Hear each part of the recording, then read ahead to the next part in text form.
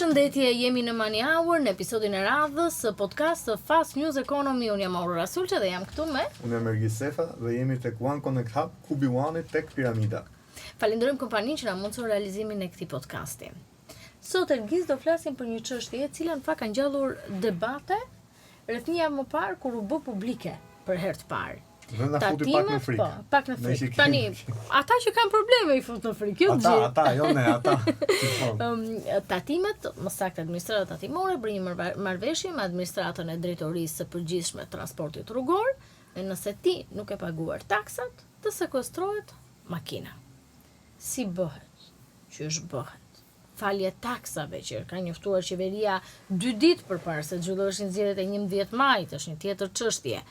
Si do falen, a më ndoshta e kuptuam gabim, siç ishte një tjetër pasaj zë zyrtar që tha. Këto gjitha ne I diskutojmë me të ftuarin ton. Është një ekspert shumë I mirë I administratës tatimore, ka qenë një ndër drejtuesit kryesor.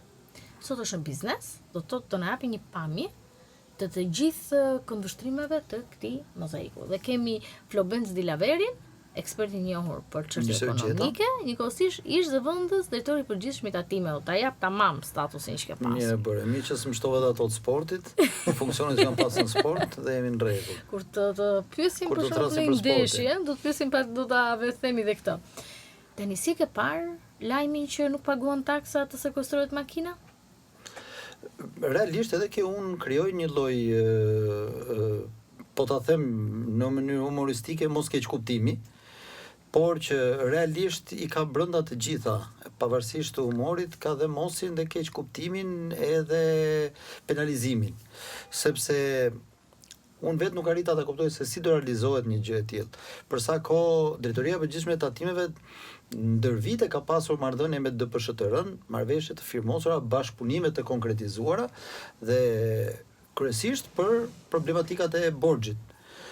Pra, ndër vite administrata tatimore, kurdo që ka pasur probleme, ka kërkuar nëpërmjet DPSHTR-s që të bllokohen veprimet e mëtejshme që bëhen me mjetin në pronësi të një individi apo subjekti I cili ka detyrime të pashlyera ndaj administratës tatimore. Këtë historinë e fundit që të sekuestrohet makina kur ke detyrimet pa paguar nuk e kuptova, ose më mirë, mënyrën se si do realizohet kjo nuk e kuptova. E para, çfarë nën kupton? Sekuestro.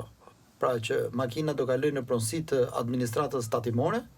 Duhet të gjej një parkim pastaj administrata tatimore ti mbledhi të gjithë. Për këtë s'ka nevojë të bësh marrëveshje me DPSHTR-n sepse është ligji 9920 I cili tregon hapat që duhet të ndjekësh nga momenti kur ke një subjekt që ka detyrime apo një individ që ka detyrime ndaj administratës tatimore.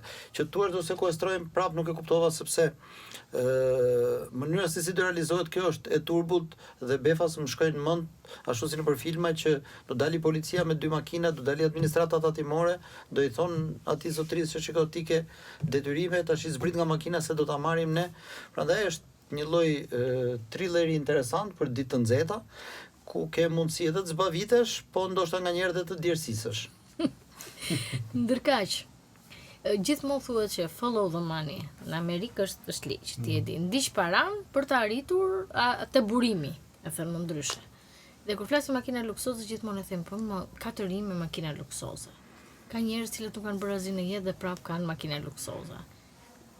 Follow the money funksionon në Shqipëri? Ne kalojnë gjyshe trashëgimi pse paragjikon.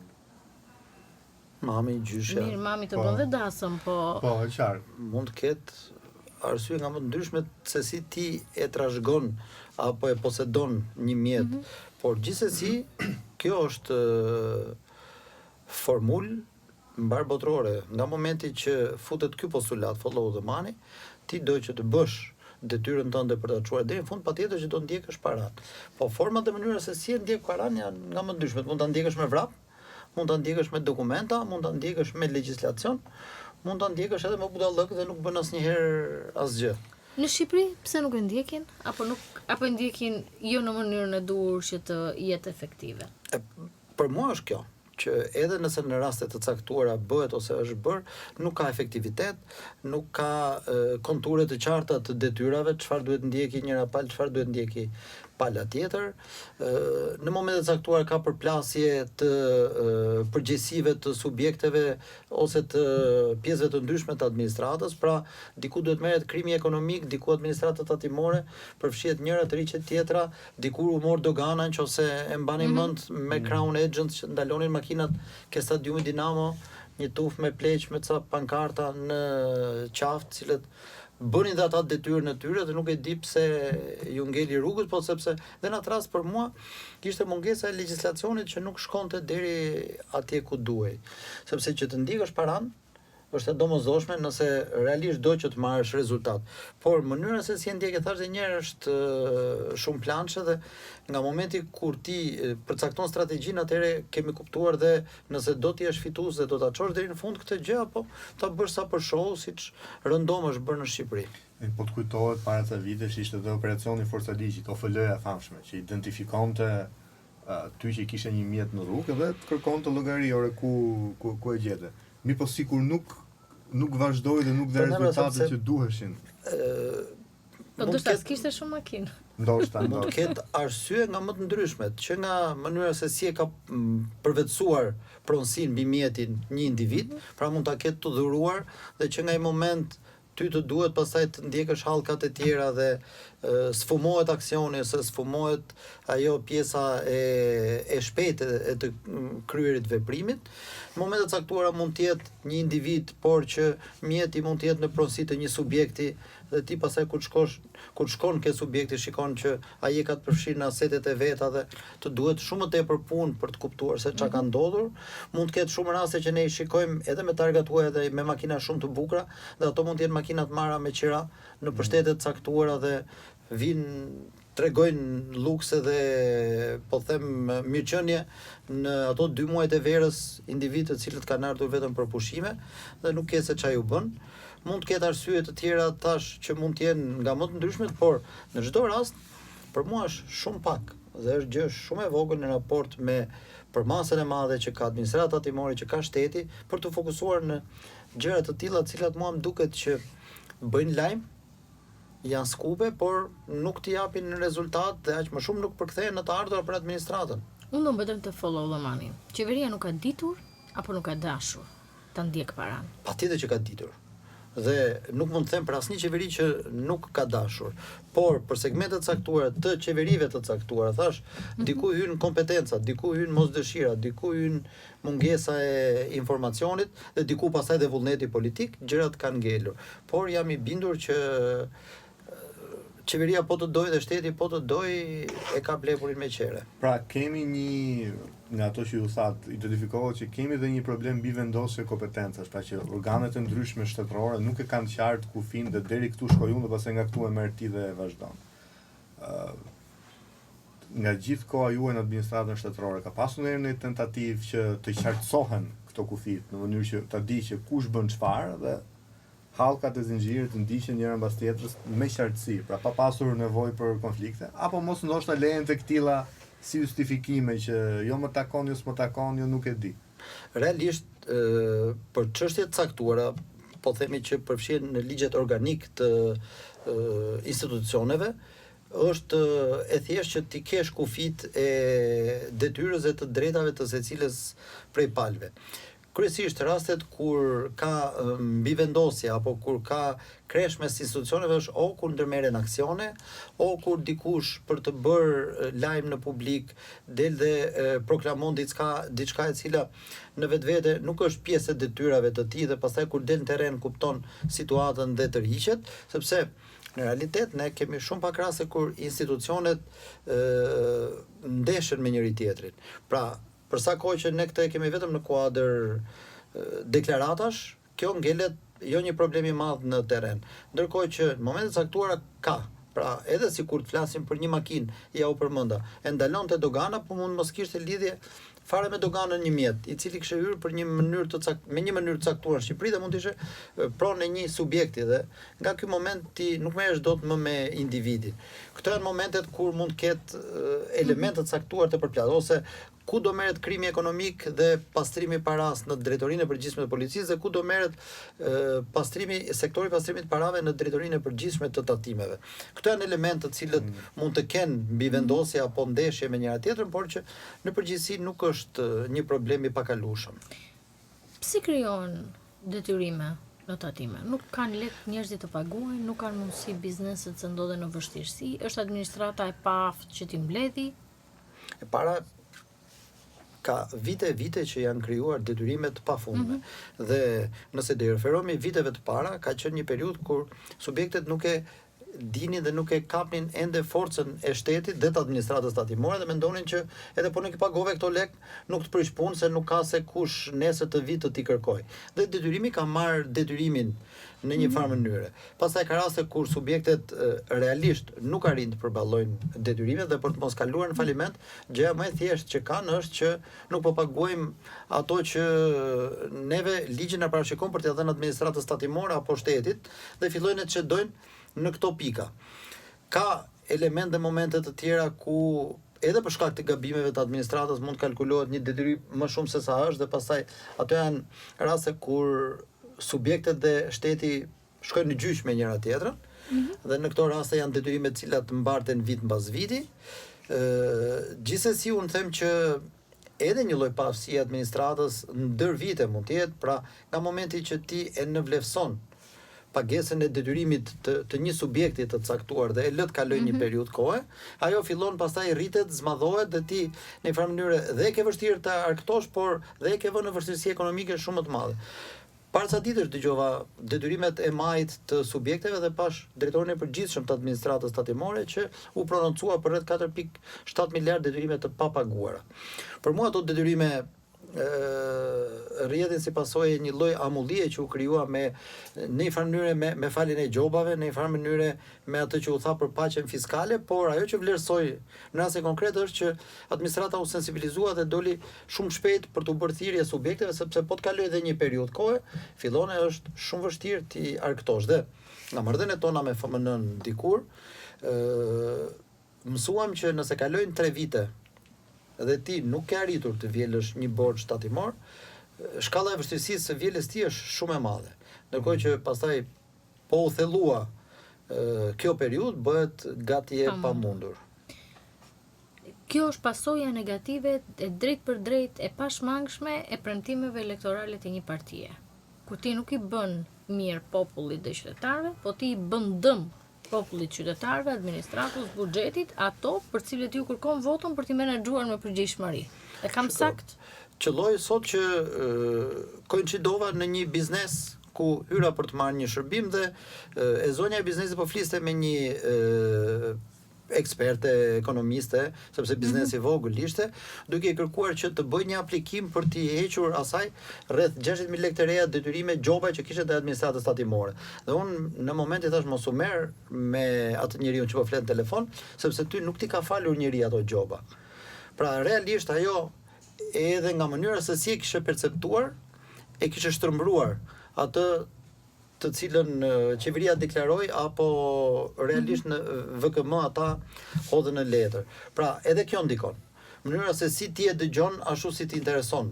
Pra ne edukojmë publikun që do ua falim gjobat, do ua falim detyrimet, mos i pagoni. Nga momenti që ti e bën një gjë të tillë, kuptohet edhe në botë bëhen, por e para duhet gjesh momentin dhe elementet, e dyta ne që kemi atë si thosh ADN-n të mos paguarit, mjafton kaq të dëgjojmë një herë dhe të nesërmen do të thua shiko, unë nuk po i paguaj dhe këto detyrimet e vjetra se do më dali fati në një moment caktuar, do falen. Dhe nga momenti që e percepton kështu, patjetër që do të rëndohen detyrimet që ke për të paguar.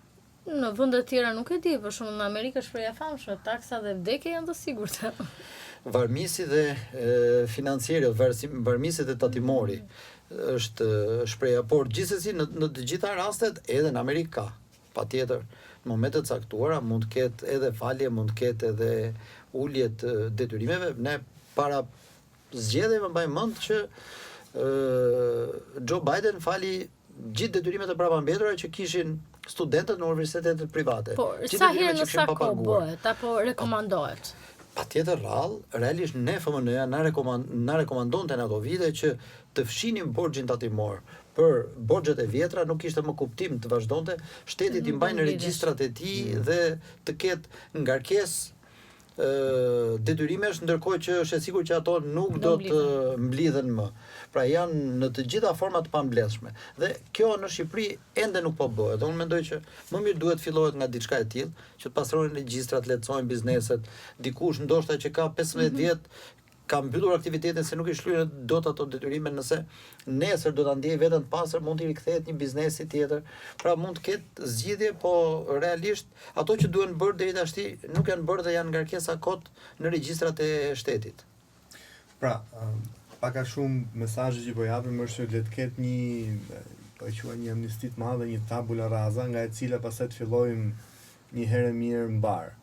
Dhe jo ta kthejmë se po dëgjojmë çdo fushat elektorale politike, po dëgjojmë nga një premtim pavarësisht krahut politik që do falim taksat, do falim gjobat, do falim. Po që të bëhet një tabula rasa do të thotë që të ketë një konsensus politik, sepse kur të ndodh pas 4 viteve një rotacion politik, atëherë duhet sigurojmë që të kemi një konsensus dhe një tabula rasa, një falje të madhe një herë dhe që nuk ndodh më. Pra një pikë zero që këtu rifillojmë, ama në mbas kësaj çdo kush do paguajë detyrimin që ka. Edhe kjo do bëj që palët mos bien dakord se thotë pse mos ta filloj unë zeron, po ta fillosh ti. Edhe këtu do ta kemi ngërçur. Gjithsesi unë mendoj që ajo periudhë ka kaluar. Domethënë ne mund ta kishim bër para viteve 2000 një gjë të tillë. Aktualisht në momentet ku jemi, ku shteti është fuqizuar së tepërmi, ku biznesi ka lulëzuar dhe ka marrë, po themi, edhe shumë më tepër informacion, njohuri, është futur në një farë mënyre nëpërmjet fiskalizimit apo nëpërmjet legjislacionit të ndryshuar, është futur në një rrugë që po synon tani më të shkojë edhe drejt Bashkimit Evropian dhe ne jemi shumë vonë për të bërë gjëra të tilla kaq të mëdha. Por gjithsesi për mua ajo që mund të bëjmë është të fuqizojmë shtetin. Dhe nga momenti që shteti do jetë i fortë, nga momenti që shteti nuk do të fali askënd, ne e kemi vendosur një vit zero. Po se kur do vi kjo ditë, unë këtë nuk mund ta them dhe më duket që është e largët që çdo individ kuptojë që me shtetin nuk luan dot më. Çka ke kaluar, i ke kaluar, po nga sot e mbrapa nuk luan. Nga momenti që ne vazhdojmë kemi topin në fush, e kanë frikë bizneset administratat tatimore? Po. E kanë në mënyrë të padiskutueshme, sidomos në rastet kur ti je konkret në marrëdhënien me të, kur nuk toleron atëherë kur mund të tolerosh, dhe kryesorja është, unë e kam provuar në vitet që ne kemi drejtuar, kur ti vendosje një vit të barabartë për të gjithë, ishte e kuptueshme dhe këtu dua t'i referojmë aksionit të 2015-s, kuponat e të famshëm. kuponave, por edhe të shlyerjes së detyrimeve, edhe të pagesës të VSH-s, dhe kur nuk toleroi askush, atëherë të gjithë merrnin mesazhin që shiko, administrata është e barabartë për të gjithë. Por ndërkohë, unë jam prapë dëshmimtar se si bizneset reagonin nga momenti që ti u dërgoje qoftë edhe një kujtesë, qoftë edhe një shkresë e cila në vetvete mund mos kishte të bënte me atë subjekt drejt për drejt, por ti ja u çoje për kujtesë të gjithë subjekteve, ata që ishin të rregull dhe ata që e kuptonin forcën e administratës, reagonin duke kërkuar përgjigje, duke kërkuar saktësim, duke ardhur për takim dhe duke marrë përsipër që të shlyenin detyrimet atëherë kur i kishin të pashlyera, por që realisht sidomos bizneset cilët kanë çat fshehin, kanë krijuar problematika, patjetër që e kanë frikë. Që në 2015, në shtatorin e 2015, nisi aksioni kuponave tatimore dhe mbaj mend që emblem u bë rruga Myslimshyri me uljen e shqepenave që tha tani falimentuam, nuk e bëjmë më. Kanë kaluar 3 mandate qeverisës, kemi kaluar 12 vjet Flobenzi Laveri. 2 se ishte gjysma e parë e mandatit. 2 Dhe ne ende flasim për informalitetin, ne flasim ende për aksione, ne sërish e kemi vendosur në mandatin e 4, pra do të jetë sfida e qeverisë në shtator, si shpjegohet. Se luftojmë dot, s'kemi fuqi, është më fort se ne, duhet të mësohemi me të gjithë jetën. Sepse mbi të gjitha e ndërtojmë punën me aksione.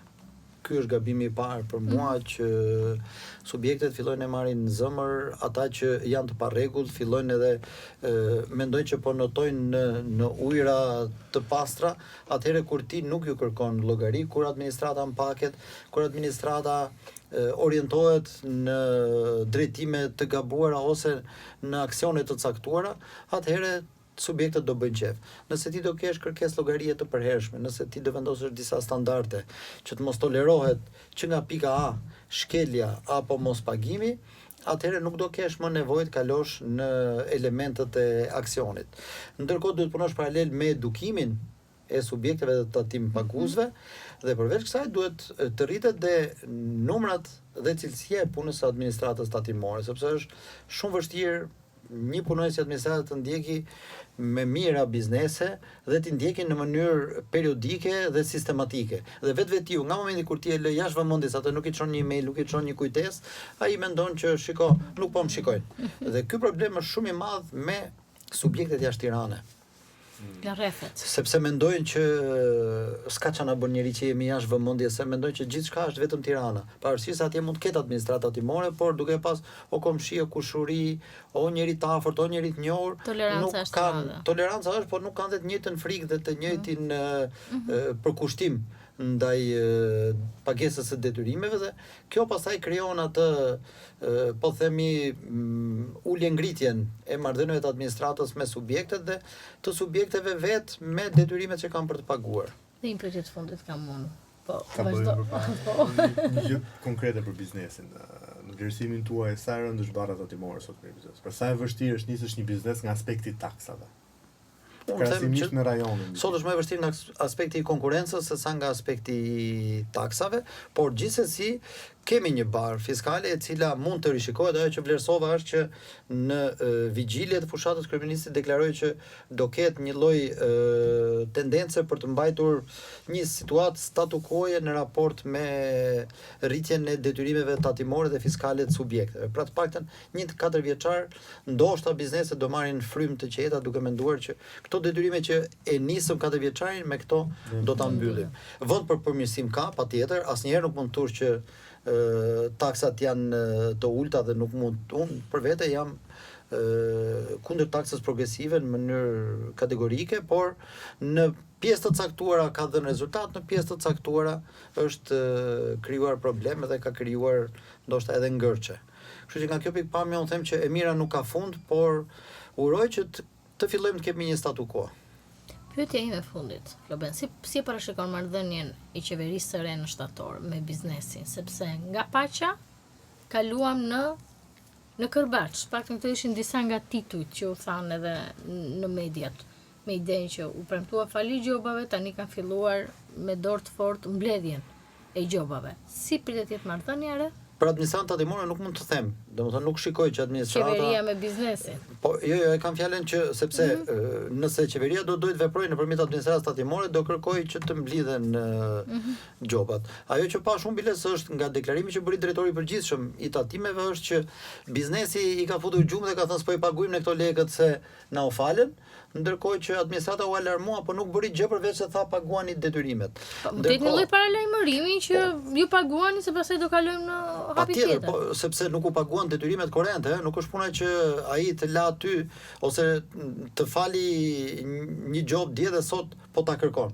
Ti spagove detyrimet e majit. Ndërkohë, gjithsesi unë mendoj që në shtator ajo që ne do shikojmë është e para në varësi të drejtimit të Ministrisë Financës, pra çfarë politike dhe me çfarë programi do dali qeveria. Por nisur nga kjo që deklaroi kryeministri, mendoj që do kemi 4 vjeçarin më të mirë të 4 mandateve. Raportin me biznesin, sepse u deklarua që do ketë një lloj statu quo-je dhe unë besoj që do vazhdoj kjo gjë. E mbyllim me optimizmin e Floben Zilaverit. Faleminderit. Faleminderit. Mirupafshim. Pafshim.